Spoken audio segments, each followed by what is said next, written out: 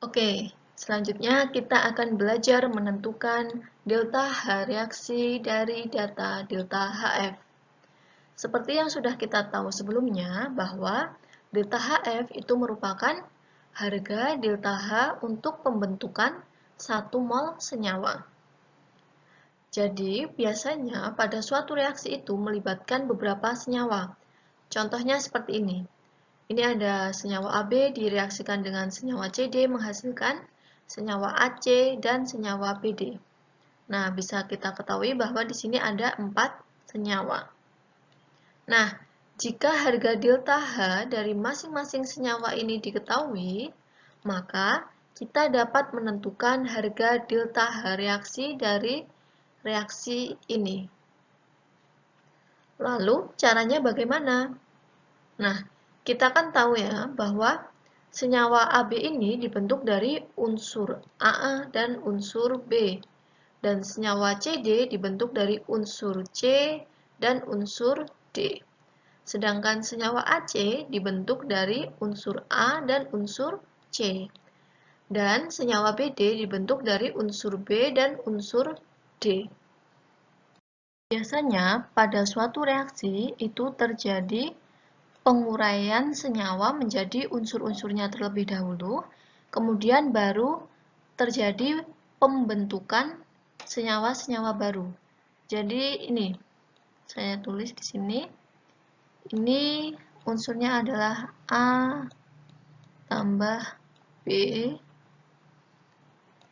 Kemudian ini menguraikan berarti ada C tambah D. Nah, setelah mengalami penguraian seperti ini, baru nanti unsur-unsur yang berkepentingan itu akan bergabung. Nah, dalam hal ini unsur A ketemu C membentuk senyawa AC, dan unsur B ketemu dengan D membentuk senyawa BD. Sekarang jika kita tuliskan tahapan reaksinya, tahap yang pertama itu ada penguraian AB. Nah, tahap penguraian AB ini reaksinya berarti AB terurai menjadi unsur A dan unsur B. Delta H-nya ini merupakan kebalikan dari delta H pembentukan AB. Karena reaksi penguraian itu merupakan kebalikan dari reaksi pembentukan. Jadi delta H-nya di sini merupakan negatif delta HF dari AB. Kemudian, tahap yang kedua ada penguraian CD. Jadi ini CD terurai menjadi unsur C dan unsur D. Harga delta H-nya yaitu negatif delta HF dari CD. Kemudian yang selanjutnya yaitu ada reaksi pembentukan senyawa baru.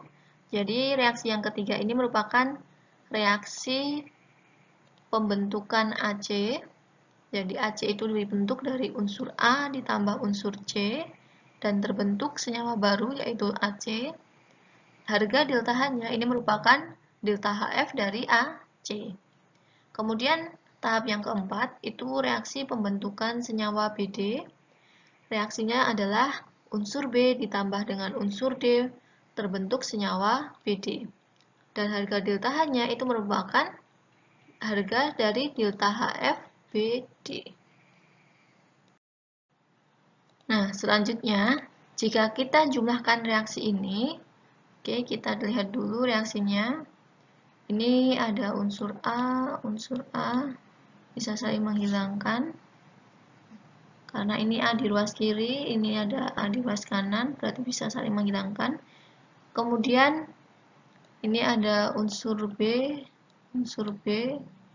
kemudian ada unsur C, kemudian ini ada unsur D, kemudian unsur D.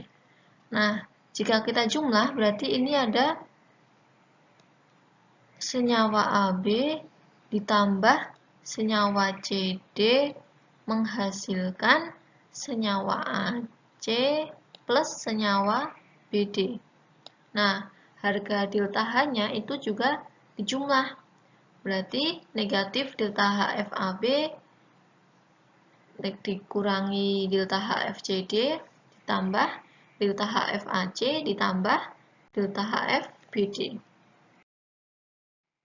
Nah, jadi dari keempat reaksi tersebut, jika dijumlah, maka akan diperoleh reaksinya seperti yang sebelumnya tadi ya, sudah disebutkan, yaitu AB ditambah CD menghasilkan AC plus BD. Dan delta H reaksinya, nih, ada delta HFAC ditambah delta HFBD, min delta HFAB, min delta HFCD. Oke, kita kumpulkan di sini, ini delta HFAC plus delta HFBD. Kemudian ini negatif-negatif, negatifnya keluar di depan. Kemudian delta HFAB plus delta HFCD. Nah, jika kita perhatikan, AC dan BD ini merupakan apa yang di sebelah kanan? Merupakan produk. Jadi, ini merupakan sigma delta HF produk. Sedangkan yang ini, AB dan CD itu merupakan reaktan. Berarti ini merupakan sigma delta HF reaktan. Jadi, kesimpulannya, secara umum, untuk menentukan delta H suatu reaksi, jika diketahui delta HF senyawa yang terlibat dalam reaksi tersebut, maka dapat menggunakan rumus delta H reaksi sama dengan sigma delta HF produk dikurangi sigma delta HF reaktan. Oke, yang selanjutnya di sini ada contoh soal. Diketahui delta HFCO2 sebesar negatif 393,5 kJ per mol, kemudian delta HFH2O sebesar negatif 241,8 kJ per mol, dan ada delta HF dari C2H6 sebesar negatif 84,7 kJ per mol. Kemudian, dari data ini kita diminta untuk menentukan delta H pembakaran 6 gram C2H6. Yang pertama, kita buat dulu reaksinya. Pembakaran C2H6 berarti C2H6-nya direaksikan dengan oksigen, akan menghasilkan karbon dioksida dan uap air. Nah, setelah kita menuliskan reaksinya, maka sekarang kita harus menyetarakan reaksinya. Ini kan C di ruas kiri jumlahnya 2, berarti koefisien CO2 di ruas kanan harus 2. Setelah itu kita lihat jumlahannya. Di ruas kiri jumlahannya ada 6, berarti koefisien H2O di ruas kanan harus 3, supaya jumlah unsur H-nya sama-sama 6. Kemudian setelah itu, coba kita lihat jumlah unsur O di ruas kanan. Ini O-nya ada 4, ditambah di sini 3, berarti jumlah unsur O di ruas kanan ada 7. Supaya seimbang, berarti koefisien O2 di ruas kiri itu harus 7/2. Oke, sekarang tinggal kita masukkan ke rumus yang tadi. Delta H berarti sama dengan sigma delta HF produk dikurangi sigma delta HF reaktan. Nah, ini berarti ini kan produknya dilihat ya, ada CO2 dan H2O. Nah, ini kan koefisiennya 2, berarti dikalikan 2. Berarti 2 kali delta HF CO2 ditambah 3 kali delta HF H2O dikurangi 1 kali delta HF C2H6 ditambah 7/2 kali delta HF O2. Nah, kita masukkan harga delta HF-nya sesuai yang diketahui di depan ya. Ini berarti setelah mengalami perhitungan, diperoleh delta H untuk membakar 1 mol C2H6 sebesar negatif 1427,7. Nah, perlu kita ingat bahwa di soal tadi yang diminta adalah delta H pembakaran 6 gram C2H6.